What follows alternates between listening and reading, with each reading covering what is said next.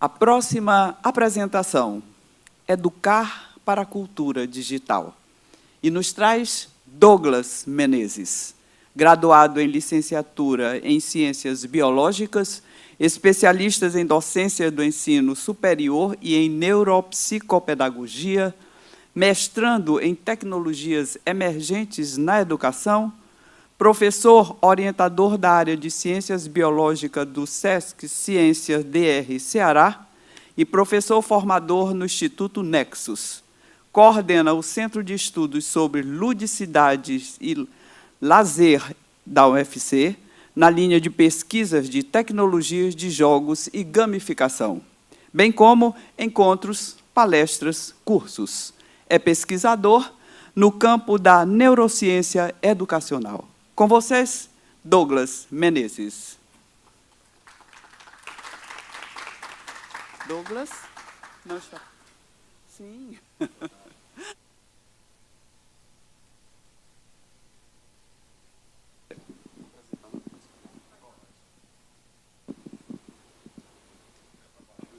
Certo.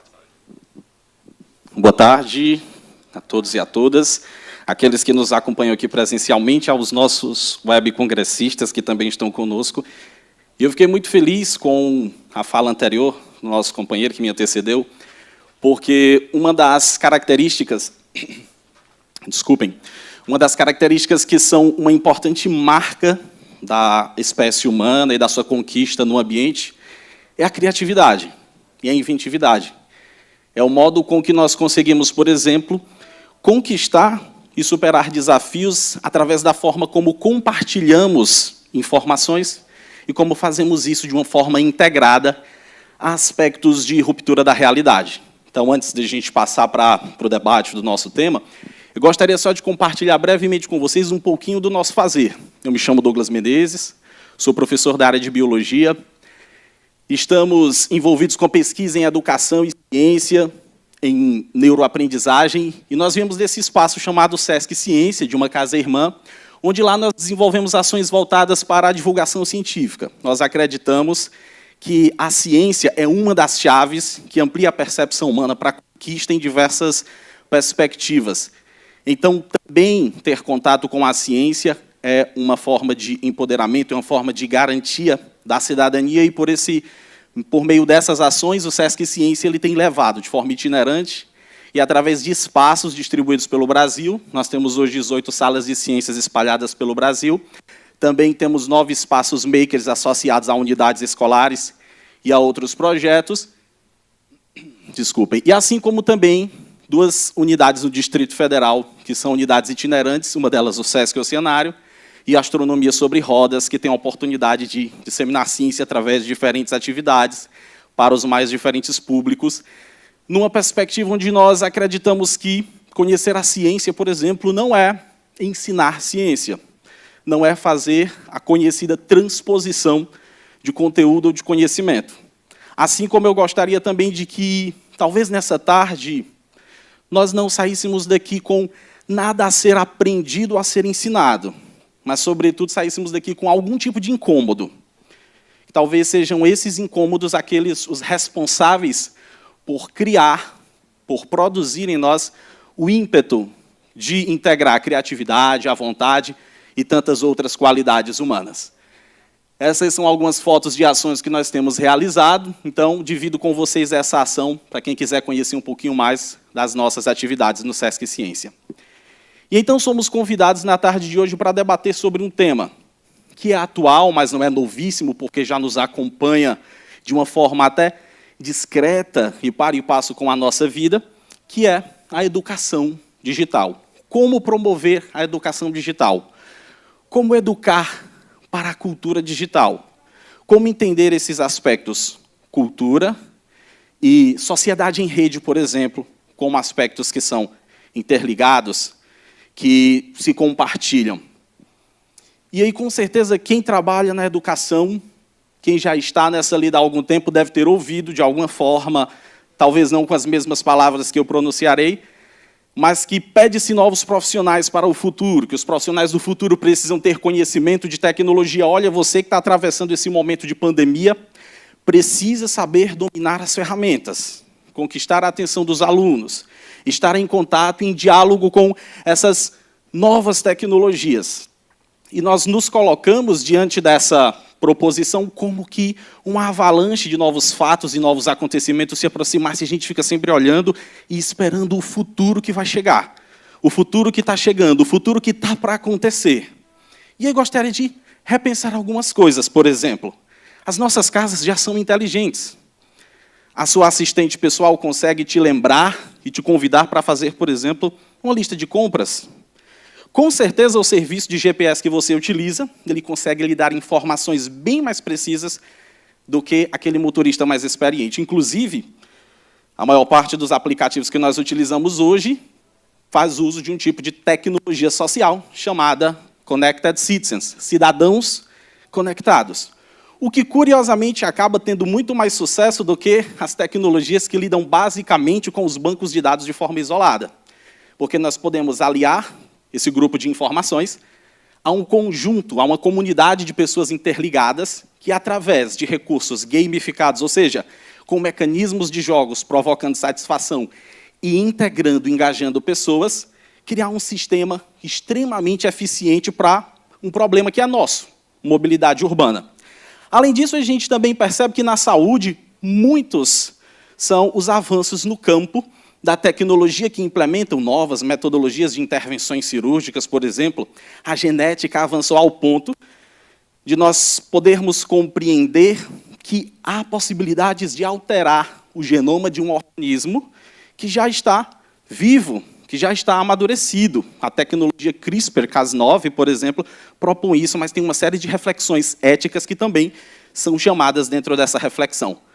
As suas redes sociais, por exemplo, elas são alimentadas por algoritmos que você mesmo instrui, que você mesmo ordena, e ela sabe quando você está triste e sabe também o que te entregar, para que você consiga, então, desenvolver um fluxo de contato. Ou seja, para, como dizia o psicólogo húngaro, o Mihaly, para você entrar no flow, para você estabelecer um estado fluido de contato e de manutenção desse contato com essa realidade. Desse modo, a pergunta que nós trazemos é: e quem somos nós nessa revolução tecnológica? Quem somos eu e você? Até o termo utilizado na língua inglesa para referir a si mesmo, self, nós utilizamos para determinar uma forma de identificar, de marcar a nossa presença visual, imagética, dentro das redes sociais. A pergunta que fica como um primeiro incômodo para cada um e para cada uma de nós que estamos aqui hoje é: quem sou eu, professor, aprendente, educador, nesse contexto de contato com ferramentas, com tecnologias, com diferentes transformações que nos acontecem. Desse modo, então, a gente muda o foco dessa observação. A gente deixa de olhar somente para a tecnologia como um artefato, uma simples metodologia, uma ferramenta, e passa a observá-la como algo que está integrado e que, pasmem, é capaz de decidir os rumos da nossa vida. Então, a gente começa a compreender que, na perspectiva de uma educação para a cultura digital, por exemplo, nós precisamos, sim, considerar atores, fatores, interlocutores que não são humanos. São os chamados agentes não humanos. E esses agentes não humanos, eles estão intimamente ligados com a forma como a gente produz informação e como essa informação passa a ordenar a nossa existência. Nós temos hoje estruturado por toda uma percepção histórica, e isso também foi dito anteriormente, aquela ideia de que já se concebeu uma forma de pensar ciência, por exemplo. O método científico, ele é tido muitas vezes como a cartilha fundamental e imutável para a produção de conhecimento. aquilo que está fora não pode ser considerado saber, não pode ser considerado conhecimento, e a gente passa a observar somente dentro dos limites que esse método, que essa ordem, que essa hierarquia de conhecimento nos propõe. Desse modo, existe uma cultura em considerar aquilo que é chamado conhecimento das ciências tradicionais ou clássicas como conhecimentos premiáveis, dignos de um Nobel, por exemplo. Mas será que existem gênios, pesquisadores, pessoas que dedicam a sua vida com afinco, por exemplo, a pesquisar culinária? Será que técnicas utilizadas nesse campo para conquistar paladares, evocar emoções, também são dignas da nossa mais dedicada reflexão no campo dos saberes? Será que as artes, por exemplo, que, como já bem colocado, talvez tenham sido nosso grande refúgio nestes últimos anos, elas também não são dignas de serem colocadas na posição de conhecimentos que, sim, produzem modificações nas nossas relações? Ou mesmo a música, que também pertence ao contexto anterior das artes, não merecem uma reflexão nesse sentido?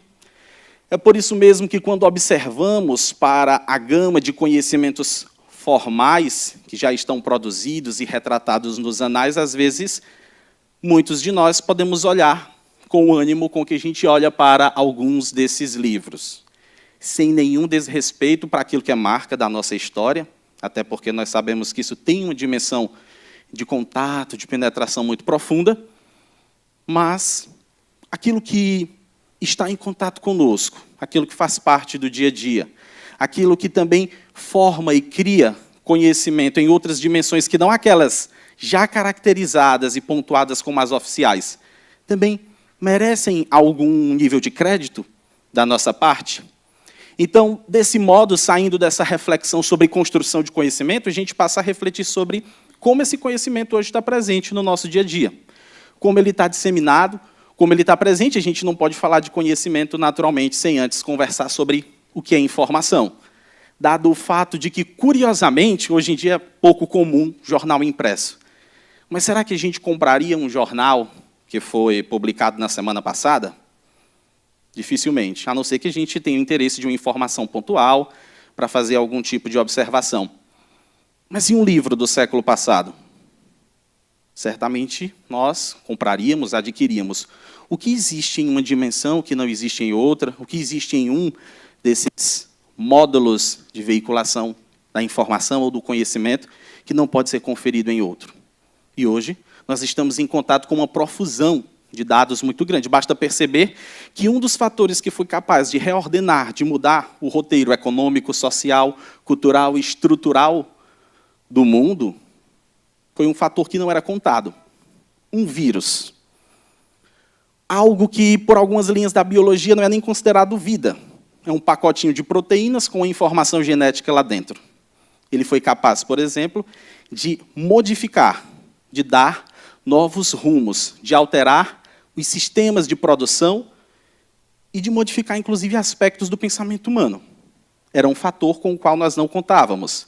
No entanto, foi um protagonista e tanto para alterar roteiros da forma como nós temos vivido no último momento.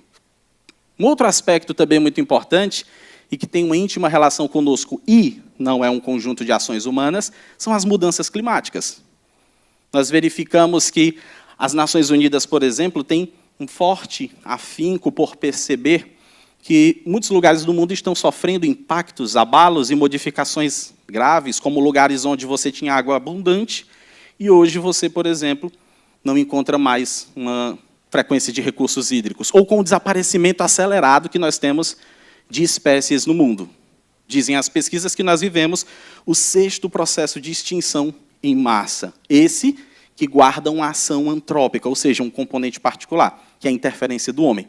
Mas, ainda assim, é um conjunto de fatores que não pertencem diretamente à nossa vontade. Nós não o ordenamos.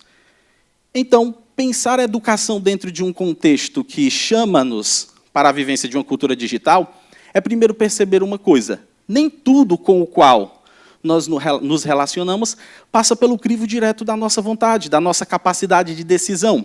Então, para nós compreendermos melhor e pensarmos melhor a respeito disso, nós precisamos primeiro reconhecer quem são esses interlocutores, quem são estes outros atores dessa vivência, para que, a partir de então, nós possamos pensar em estratégia que tenha o conhecimento como base das tomadas de decisão. E assim, claro, existe um outro fator de protagonismo não humano que nós poderemos colocar, que são as grandes revoluções tecnológicas. Dentre elas, uma grande marca foi a Revolução Industrial. Mas ainda na Revolução Industrial, a gente consegue perceber uma marca muito curiosa. O conhecimento produzido até então é um conhecimento produzido de ser humano para ser humano. O conhecimento que nós temos hoje, chegando às nossas mãos, nos nossos smartphones, nas plataformas, bordados por algoritmos, é um conhecimento diferente. É um conhecimento de dados, baseado em dados, produzidos por sistemas de dados. E que nós temos a capacidade, por exemplo, de inferir algum tipo de filtro, de criar algum tipo de modificação ou de alteração para modular esses dados de acordo com a nossa necessidade. Mas, igualmente, formam em um outro conjunto de fatores que nós chamaremos de protagonistas não humanos. A própria produção da vacina, por exemplo, acredito que algumas pessoas podem ter ficado, num primeiro momento, um tanto receosas. Nossa, mas como é que você vai produzir uma vacina em tão pouco tempo, sendo que as outras vacinas levaram tanto tempo para serem produzidas, tantos estudos? E aí, se nós compreendermos um pequeno aspecto de toda essa reflexão, nós vamos perceber que a forma com que nós trabalhamos com dados, com informações hoje em dia, é muito mais rápida e muito mais eficiente em alguns aspectos. Basta perceber que a descrição do genoma viral, no caso do SARS-CoV-2, o nome técnico, né, como os biólogos gostam, do vírus da Covid-19, aconteceu em tempo recorde, envolvendo cientistas brasileiros. Nós conseguimos, a partir daí, criar um sistema de averiguação, acompanhamento e modulação de dados a partir de um sistema robusto que fez com que nós conseguíssemos acompanhar em tempo real o surto pandêmico no mundo inteiro. Nós entregávamos os dados para esse sistema, ele compilava, trabalhava, reorganizava, distribuía e nos dava uma devolutiva onde, com estas devolutivas, nós fomos capazes de pensar outras alternativas, pensar soluções, criar um futuro onde o futuro ainda não existia.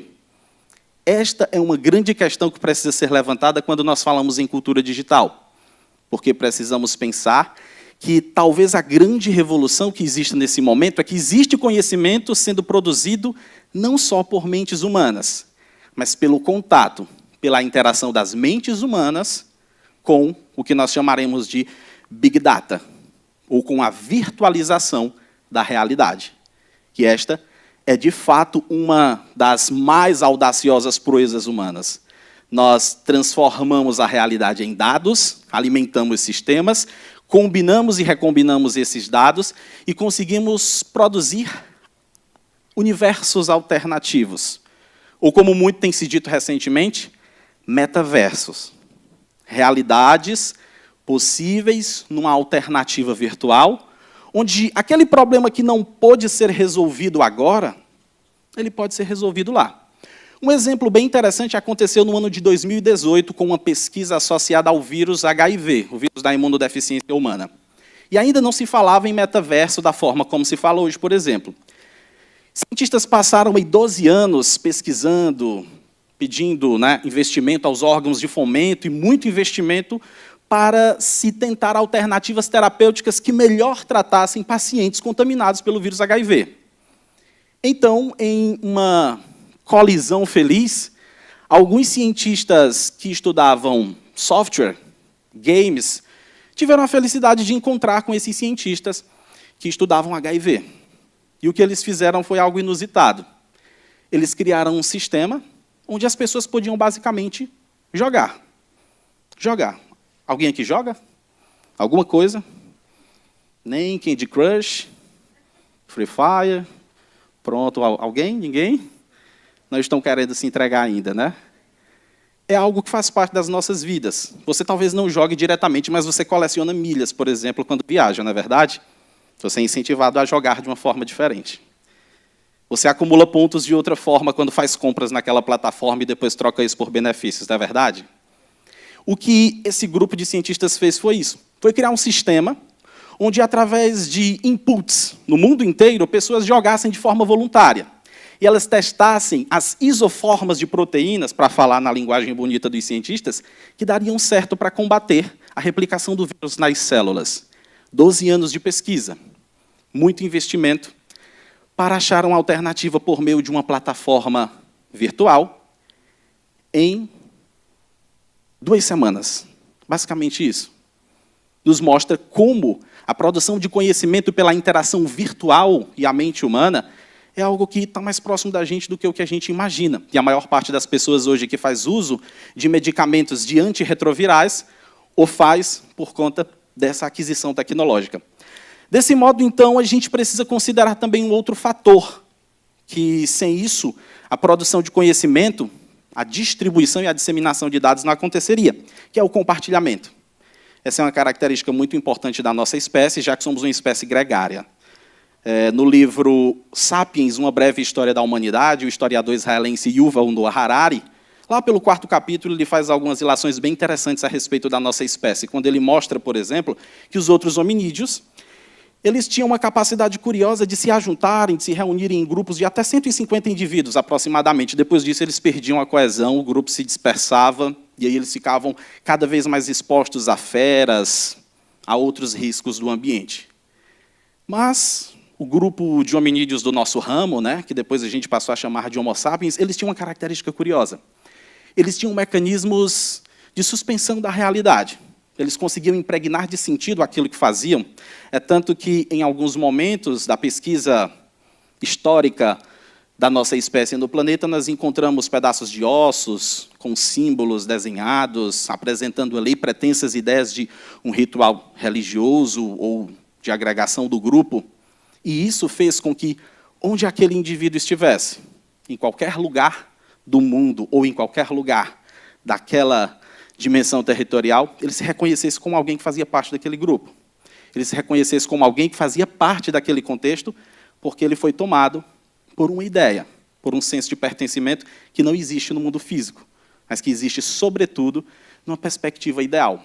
E isso, então, vai trazendo cada vez mais para a gente a reflexão de hoje. Nós temos essa mesma dimensão, só que ampliada por 1.000, por 10.000, por milhões. A capacidade de compartilhar dados, de upar esses dados numa nuvem, e depois de fazer um mix de informações, onde eu posso alterar os filtros para puxar dessa linha de uma ampla rede aquelas informações que eu quero, dentro de uma qualificação, de uma proposta a partir da minha necessidade, é, sem dúvida, uma das maiores inovações. Assim como a gente fez, por exemplo, na pandemia. Nós desenvolvemos sistemas bem pontuais capazes de identificar a disseminação, de rastrear o próprio vírus, de descobrir a sua ascendência genética e de desenvolver uma vacina.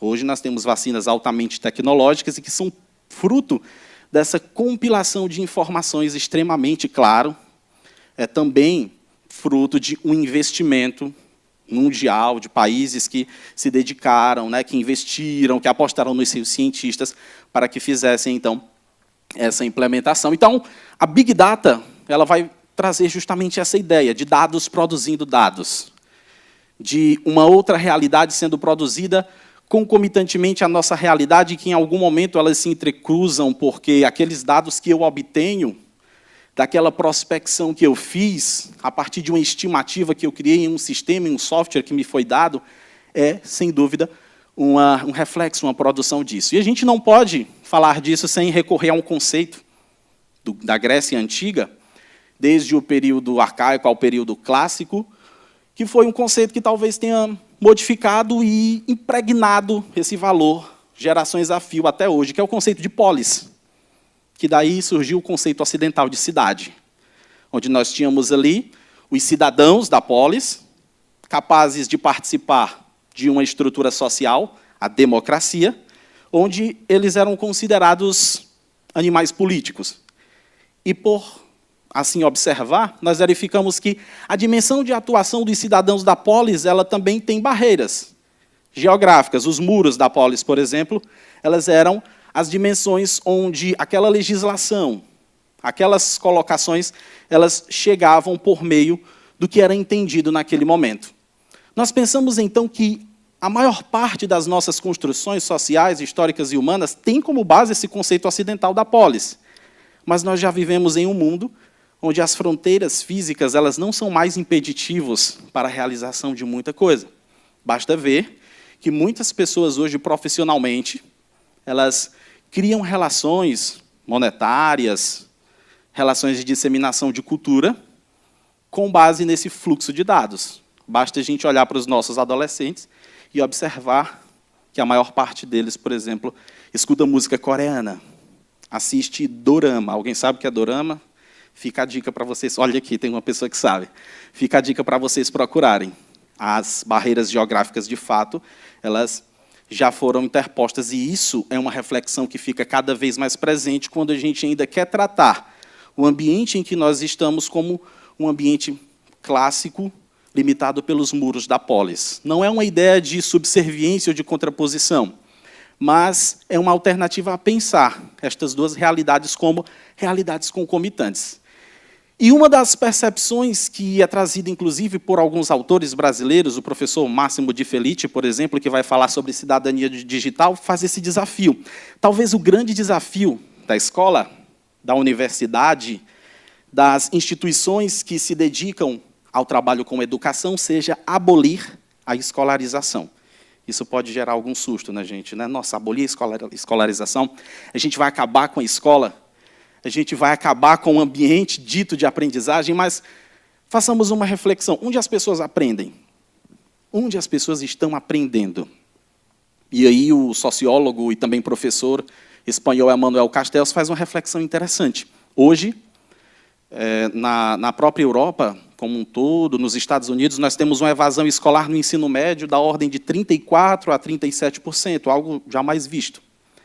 A maior parte dos nossos alunos nasceu e foi educado, formou valores, como diz o termo original latino, educere, plasmar valores, em um ambiente de cultura digital. Não estamos atribuindo isso per si um valor que é superior. Não. Mas a formação e a composição dos valores desses sujeitos levam em conta o mundo digital. Não é que eles pensam em internet, não.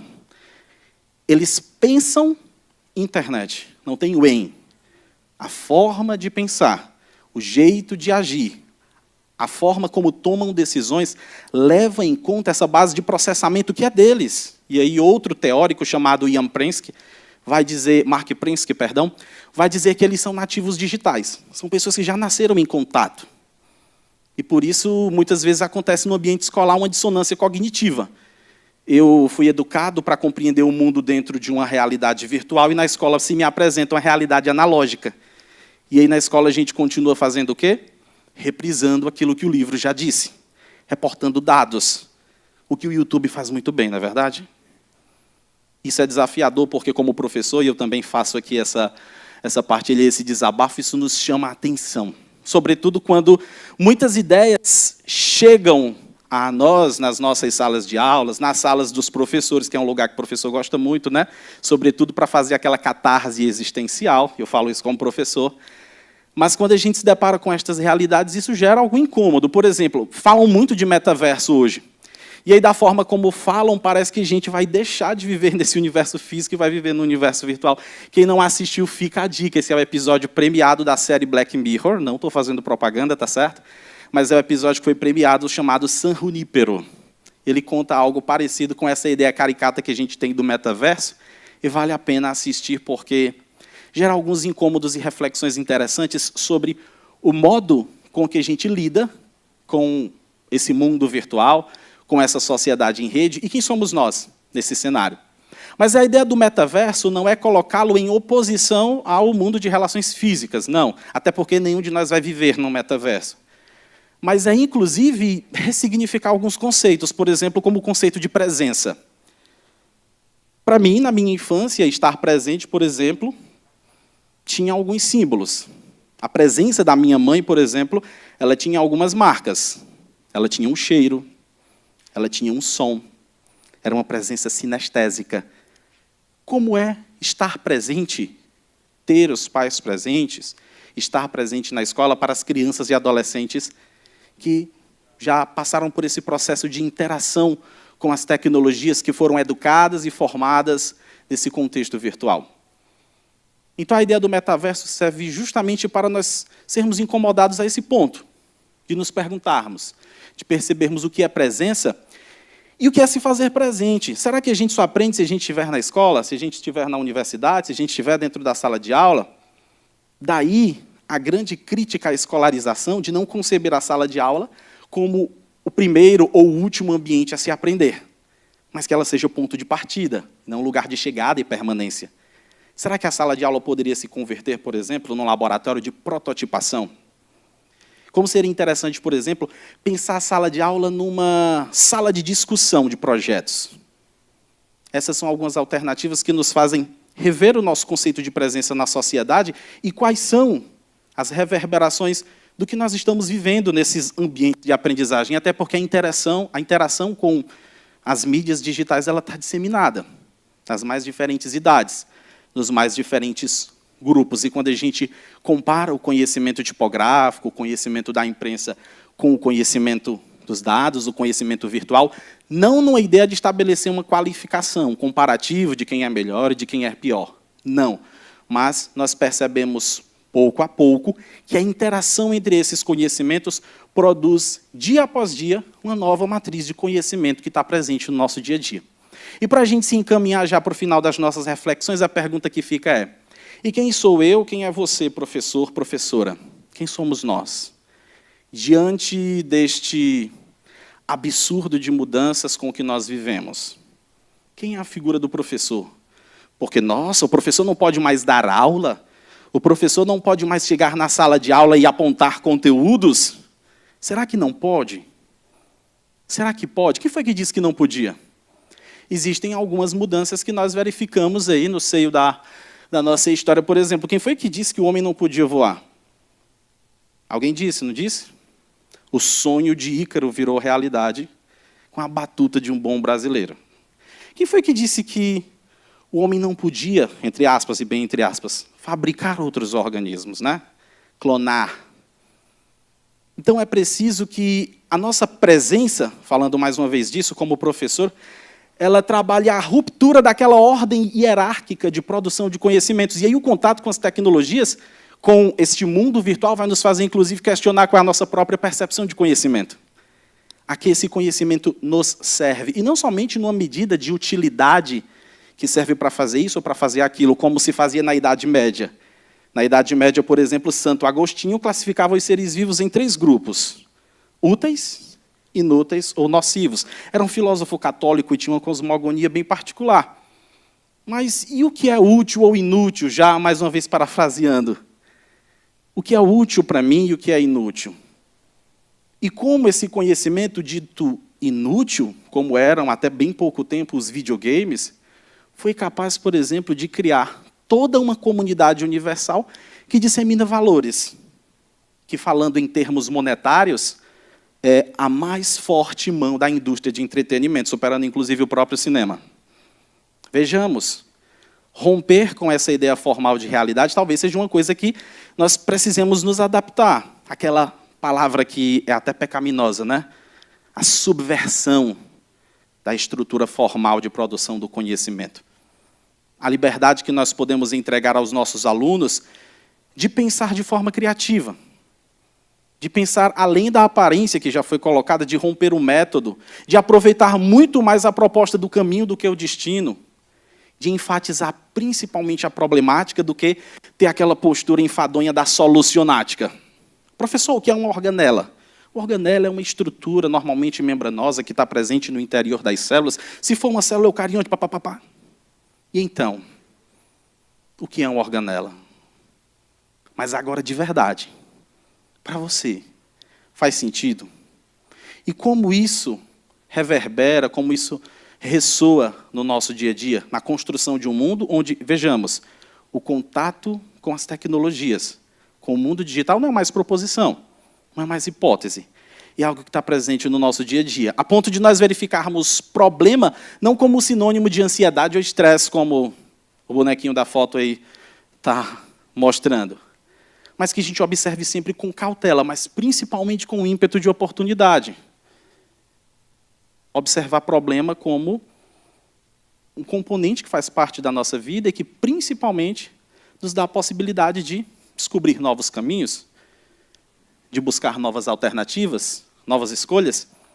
E para caminharmos para o final dessa fala, já que nós estamos falando sobre educação, e em educação, algo que nós nunca podemos perder de vista é a esperança, eu gostaria de convidar vocês a olharem, por exemplo, a essa grande onda de fatores, a tecnologia, o nosso contato com ela, através dos olhos de uma criança, por exemplo. Tente lembrar aí como foi a primeira vez que você teve contato com coisa que você queria muito, tipo, quem é mais recente, o seu primeiro videogame, quem teve videogame, ou quem teve outras experiências, por exemplo, ou como foi a primeira vez para andar de cavalo, ou como foi a primeira vez que você andou de bicicleta, a capacidade de conquistar a liberdade, de descobrir o mundo com autonomia diferenciada e de ser você, o construtor, a construtora dessa realidade, dessa nova alternativa de busca. E como eu vi que o tema do nosso congresso traz aí um grande poeta da liberdade, eu gostaria de compartilhar com vocês essa frase também, eu que sou fã do nosso Belchior, que é de um dos seus grandes sucessos, que diz: meu bem, o mundo inteiro está naquela estrada ali em frente. Tome um refrigerante, coma um cachorro quente. Sim, já é outra viagem, e o meu coração selvagem tem essa pressa de viver, olhar para frente. Não apenas num estímulo ou num sentido de pressa, de correria, de fugidio, mas de horizonte, de esperança. Sobretudo porque, como nos disse Paulo Freire e tantos outros pensadores da educação redobraram essa ideia, a nossa função, muitas vezes, como professor, será esperançar. Desejo a todos e a todas uma boa tarde e espero que este momento ele tenha deixado, como eu disse no início, algum incômodo no nosso íntimo, para que daqui a gente saia para as buscas. Lembrando sempre que pensar a educação é pensar o encontro e a presença. Boa tarde.